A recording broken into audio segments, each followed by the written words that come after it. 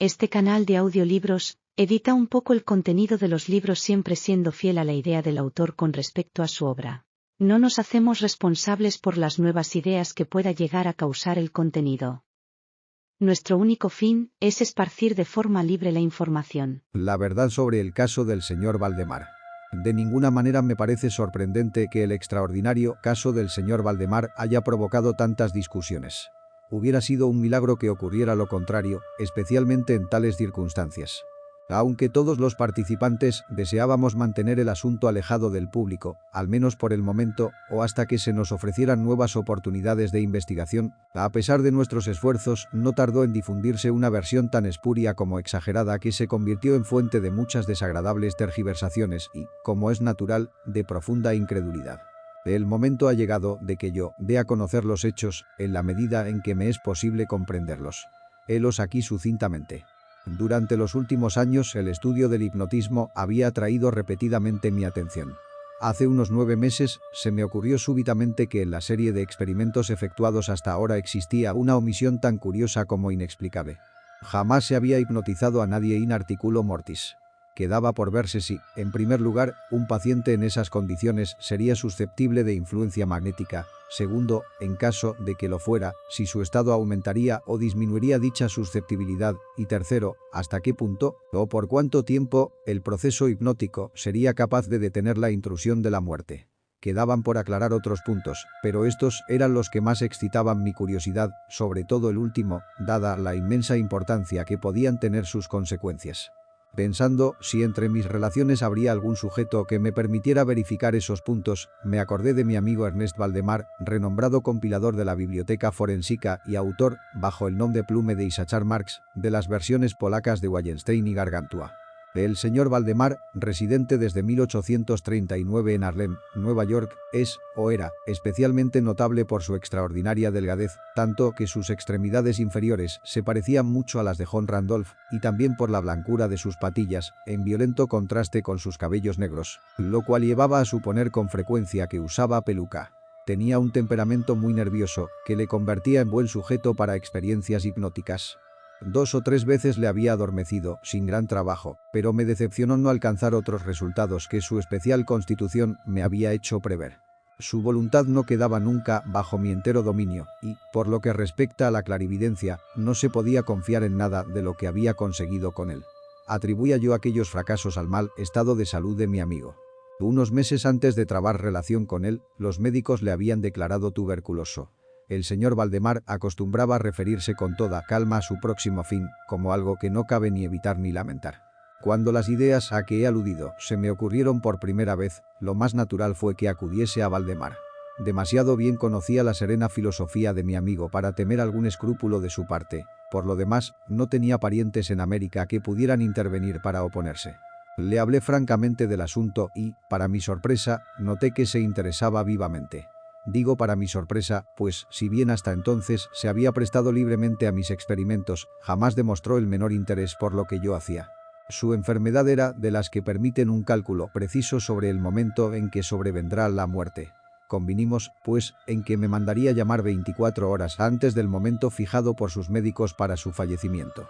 Hace más de 7 meses que recibí la siguiente nota, de puño y letra de Valdemar. Estimado P. Ya puede usted venir. D y F coinciden en que no pasaré de mañana a medianoche y me parece que han calculado el tiempo con mucha exactitud. Valdemar. Recibí el billete media hora después de escrito y 15 minutos más tarde estaba en el dormitorio del moribundo. No le había visto en los últimos 10 días y me aterró la espantosa alteración que se había producido en tan breve intervalo. Su rostro tenía un color plomizo, no había el menor brillo en los ojos y, tan terrible era su delgadez, que la piel se había abierto en los pómulos. Expectoraba continuamente y el pulso era casi imperceptible. Conservaba no obstante una notable claridad mental y cierta fuerza. Me habló con toda claridad, tomó algunos calmantes sin ayuda ajena y, en el momento de entrar en su habitación, le encontré escribiendo unas notas en una libreta. Se mantenía sentado en el lecho con ayuda de varias almohadas y estaban a su lado los doctores de I. Luego de estrechar la mano de Valdemar, llevé aparte a los médicos y les pedí que me explicaran detalladamente el estado del enfermo. Desde hacía 18 meses, el pulmón izquierdo se hallaba en un estado semióseo o cartilaginoso y, como es natural, no funcionaba en absoluto. En su porción superior el pulmón derecho aparecía parcialmente osificado, mientras la inferior era tan solo una masa de tubérculos purulentos que se confundían unos con otros. Existían varias dilatadas perforaciones y en un punto se había producido una adherencia permanente a las costillas. Todos estos fenómenos del lóbulo derecho eran de fecha reciente. La osificación se había operado con insólita rapidez, ya que un mes antes no existían señales de la misma y la adherencia solo había sido comprobable en los últimos 3 días. Aparte de la tuberculosis, los médicos sospechaban un aneurisma de la aorta, pero los síntomas de osificación volvían sumamente difícil un diagnóstico. Ambos facultativos opinaban que Valdemar moriría hacia la medianoche del día siguiente, un domingo. Eran ahora las 7 de la tarde del sábado. Al abandonar la cabecera del moribundo para conversar conmigo, los doctores D y F se habían despedido definitivamente de él. No era su intención volver a verle, pero, a mi pedido, convinieron en examinar al paciente a las 10 de la noche del día siguiente. Una vez que se fueron, hablé francamente con Valdemar sobre su próximo fin y me referí en detalle al experimento que le había propuesto. Nuevamente se mostró dispuesto e incluso ansioso por llevarlo a cabo y me pidió que comenzara de inmediato. 2 enfermeros, un hombre y una mujer, atendían al paciente, pero no me sentía autorizado a llevar a cabo una intervención de tal naturaleza frente a testigos de tan poca responsabilidad en caso de algún accidente repentino. Aplacé, por tanto, el experimento hasta las 8 de la noche del día siguiente, cuando la llegada de un estudiante de medicina de mi conocimiento, el señor Theodore L., me libró de toda preocupación. Mi intención inicial había sido la de esperar a los médicos, pero me vi obligado a proceder, primeramente por los urgentes pedidos de Valdemar y luego por mi propia convicción de que no había un minuto que perder, ya que con toda evidencia el fin se acercaba rápidamente. El señor L. tuvo la amabilidad de acceder a mi pedido, así como de tomar nota de todo lo que ocurriera. Lo que voy a relatar ahora procede de sus apuntes, ya sea en forma condensada o verbatim. Faltaban 5 minutos para las 8 cuando, después de tomar la mano de Valdemar, le pedí que manifestara con toda la claridad posible, en presencia de L., que estaba dispuesto a que yo le hipnotizara en el estado en que se encontraba. Débil, pero distintamente, el enfermo respondió: «Sí, quiero ser hipnotizado», agregando de inmediato: «Me temo que sea demasiado tarde». Mientras así decía, empecé a efectuar los pases que en las ocasiones anteriores habían sido más efectivos con él. Sentía indudablemente la influencia del primer movimiento lateral de mi mano por su frente, pero, aunque empleé todos mis poderes, me fue imposible lograr otros efectos hasta algunos minutos después de las 10, cuando llegaron los doctores D y F, tal como lo habían prometido. En pocas palabras les expliqué cuál era mi intención y, como no opusieron inconveniente, considerando que el enfermo se hallaba ya en agonía, continué sin vacilar, cambiando, sin embargo, los pases laterales por otros verticales y concentrando mi mirada en el ojo derecho del sujeto. A esta altura su pulso era imperceptible y respiraba entre estertores a intervalos de medio minuto. Esta situación se mantuvo sin variantes durante un cuarto de hora. Al expirar este periodo, sin embargo, un suspiro perfectamente natural, aunque muy profundo, escapó del pecho del moribundo, mientras cesaba la respiración estertorosa o, mejor dicho, dejaban de percibirse los estertores. En cuanto a los intervalos de la respiración, siguieron siendo los mismos. Las extremidades del paciente estaban heladas. A las 11:05, advertí inequívocas señales de influencia hipnótica. La vidriosa mirada de los ojos fue reemplazada por esa expresión de intranquilo examen interior que jamás se ve sino en casos de hipnotismo y sobre la cual no cabe engañarse. Mediante unos rápidos pases laterales hice palpitar los párpados, como al acercarse el sueño, y con unos pocos más los cerré por completo. No bastaba esto para satisfacerme, sin embargo, sino que continué vigorosamente mis manipulaciones, poniendo en ellas toda mi voluntad, hasta que hube logrado la completa rigidez de los miembros del durmiente, a quien previamente había colocado en la posición que me pareció más cómoda. Las piernas estaban completamente estiradas. Los brazos reposaban en el lecho, a corta distancia de los flancos. La cabeza había sido ligeramente levantada.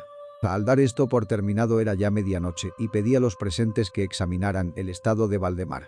Luego de unas pocas verificaciones, admitieron que se encontraba en un estado insólitamente perfecto de trance hipnótico. La curiosidad de ambos médicos se había despertado en sumo grado. El doctor D decidió pasar toda la noche a la cabecera del paciente, mientras el doctor F se marchaba, con promesa de volver por la mañana temprano. L y los enfermeros se quedaron. Dejamos a Valdemar en completa tranquilidad hasta las 3 de la madrugada, hora en que me acerqué y vi que seguía en el mismo estado que al marcharse el doctor F., vale decir, yacía en la misma posición y su pulso era imperceptible. Respiraba sin esfuerzo, aunque casi no se advertía su aliento, salvo que se aplicara un espejo a los labios. Los ojos estaban cerrados con naturalidad y las piernas tan rígidas y frías como si fueran de mármol. No obstante ello, la apariencia general distaba mucho de la muerte. Al acercarme intenté un ligero esfuerzo para influir sobre el brazo derecho, a fin de que siguiera los movimientos del mío, que movía suavemente sobre su cuerpo. En esta clase de experimento jamás había logrado buen resultado con Valdemar, pero ahora, para mi estupefacción, vi que su brazo, débil pero seguro, seguía todas las direcciones que le señalaba el mío. Me decidí entonces a intentar un breve diálogo. «Valdemar, ¿duerme usted?», pregunté. No me contestó, pero noté que le temblaban los labios, por lo cual repetí varias veces la pregunta. A la tercera vez, todo su cuerpo se agitó con un ligero temblor. Los párpados se levantaron lo bastante para mostrar una línea del blanco del ojo. Moviéronse lentamente los labios, mientras en un susurro apenas audible brotaban de ellos estas palabras. «Sí, ahora duermo. No me despierte. Déjeme morir así». Palpé los miembros, encontrándolos tan rígidos como antes. Volví a interrogar al hipnotizado. «¿Sigue sintiendo dolor en el pecho, Valdemar?». La respuesta tardó un momento y fue aún menos audible que la anterior. «No sufro, me estoy muriendo». No me pareció aconsejable molestarle más por el momento y no volví a hablarle hasta la llegada del doctor F., que arribó poco antes de la salida del sol y se quedó absolutamente estupefacto al encontrar que el paciente se hallaba todavía vivo. Luego de tomarle el pulso y acercar un espejo a sus labios, me pidió que le hablara otra vez, a lo cual accedí. «Valdemar», dije, «¿sigue usted durmiendo?». Como la primera vez, pasaron unos minutos antes de lograr respuesta y durante el intervalo el moribundo dio la impresión de estar juntando fuerzas para hablar. A la cuarta repetición de la pregunta, y con voz que la debilidad volvía casi inaudible, murmuró: «Sí, dormido, muriéndome». La opinión, o, mejor, el deseo de los médicos era que no se arrancase a Valdemar de su actual estado de aparente tranquilidad hasta que la muerte sobreviniera, cosa que, según consenso general, solo podía tardar algunos minutos. Decidí, sin embargo, hablarle una vez más, limitándome a repetir mi pregunta anterior. Mientras lo hacía, un notable cambio se produjo en las facciones del hipnotizado. Los ojos se abrieron lentamente, aunque las pupilas habían girado hacia arriba. La piel adquirió una tonalidad cadavérica, más semejante al papel blanco que al pergamino, y los círculos écticos, que hasta ese momento se destacaban fuertemente en el centro de cada mejilla, se apagaron bruscamente. Empleo estas palabras porque lo instantáneo de su desaparición trajo a mi memoria la imagen de una bujía que se apaga de un soplo.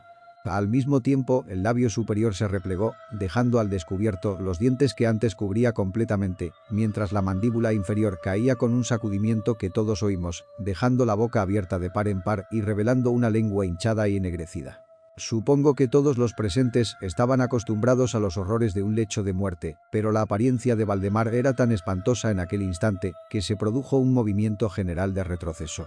Comprendo que he llegado ahora a un punto de mi relato en el que el lector se sentirá movido a una absoluta incredulidad. Me veo, sin embargo, obligado a continuarlo. El más imperceptible signo de vitalidad había cesado en Valdemar. Seguros de que estaba muerto, lo confiábamos ya a los enfermeros, cuando nos fue dado observar un fuerte movimiento vibratorio de la lengua. La vibración se mantuvo aproximadamente durante un minuto. Al cesar, de aquellas abiertas e inmóviles mandíbulas brotó una voz que sería insensato pretender describir. Es verdad que existen 2 o 3 epítetos que cabría aplicarle parcialmente. Puedo decir, por ejemplo, que su sonido era áspero y quebrado, así como hueco. Pero el todo es indescriptible, por la sencilla razón de que jamás un oído humano ha percibido resonancias semejantes. 2 características, sin embargo, según lo pensé en el momento y lo sigo pensando, pueden ser señaladas como propias de aquel sonido y dar alguna idea de su calidad extraterrena.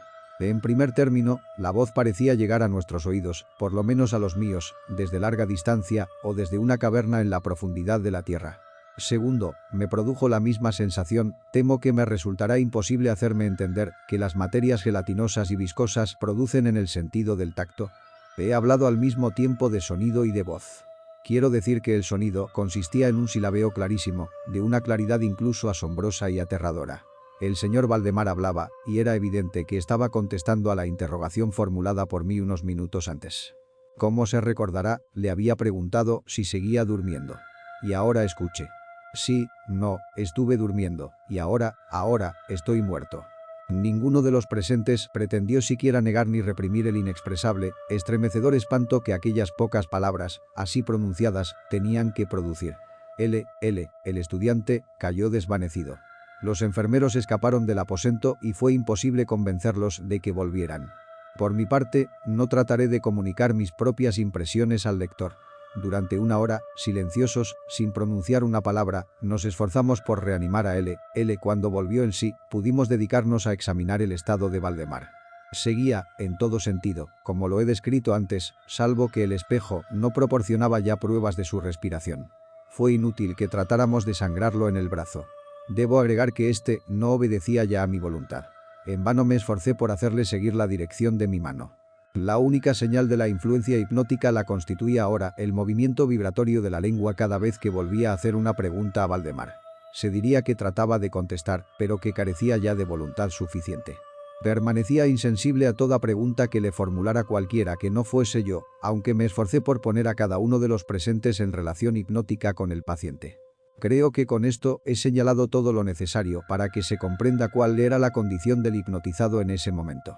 Se llamó a nuevos enfermeros y a las 10 de la mañana abandoné la morada en compañía de ambos médicos y de L. Volvimos por la tarde a ver al paciente. Su estado seguía siendo el mismo.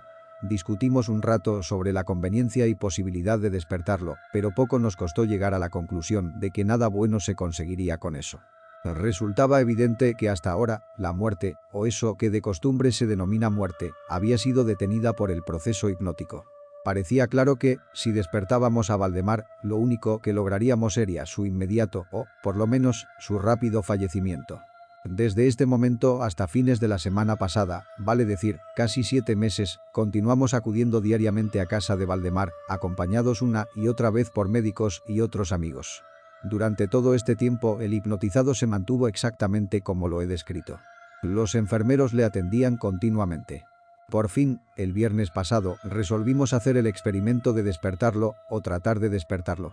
Probablemente el lamentable resultado del mismo es el que ha dado lugar a tanta discusión en los círculos privados y a una opinión pública que no puedo dejar de considerar como injustificada. A efectos de librar del trance hipnótico al paciente, acudí a los pases habituales. De entrada resultaron infructuosos. La primera indicación de un retorno a la vida lo proporcionó el descenso parcial del iris. Como detalle notable, se observó que este descenso de la pupila iba acompañado de un abundante flujo de icor amarillento, procedente de debajo de los párpados, que despedía un olor penetrante y fétido. Alguien me sugirió que tratara de influir sobre el brazo del paciente, como al comienzo. Lo intenté, sin resultado. Entonces el doctor F. expresó su deseo de que interrogara al paciente. Así lo hice, con las siguientes palabras. «Señor Valdemar, ¿puede explicarnos lo que siente y lo que desea?»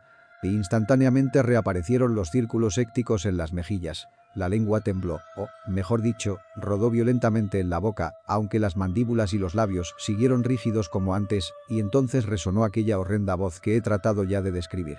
«Por amor de Dios, pronto, pronto, hágame dormir, o despiérteme, pronto, despiérteme. Le digo que estoy muerto». Perdí por completo la serenidad y, durante un momento, me quedé sin saber qué hacer. Por fin, intenté calmar otra vez al paciente, pero al fracasar, debido a la total suspensión de la voluntad, cambié el procedimiento y luché con todas mis fuerzas para despertarlo. Pronto me di cuenta de que lo lograría, o, por lo menos, así me lo imaginé, y estoy seguro de que todos los asistentes se hallaban preparados para ver despertar al paciente. Pero lo que realmente ocurrió fue algo para lo cual ningún ser humano podía estar preparado. Mientras ejecutaba rápidamente los pases hipnóticos, entre los clamores de «muerto, muerto», que literalmente explotaban desde la lengua y no desde los labios del sufriente, bruscamente todo su cuerpo, en el espacio de un minuto, o aún menos, se encogió, se deshizo, se pudrió entre mis manos. Sobre el lecho, ante todos los presentes, no quedó más que una masa casi líquida de repugnante, de abominable putrefacción. Gracias por ver el vídeo, deja tu like, suscríbete y síguenos en nuestras redes sociales, están en la descripción.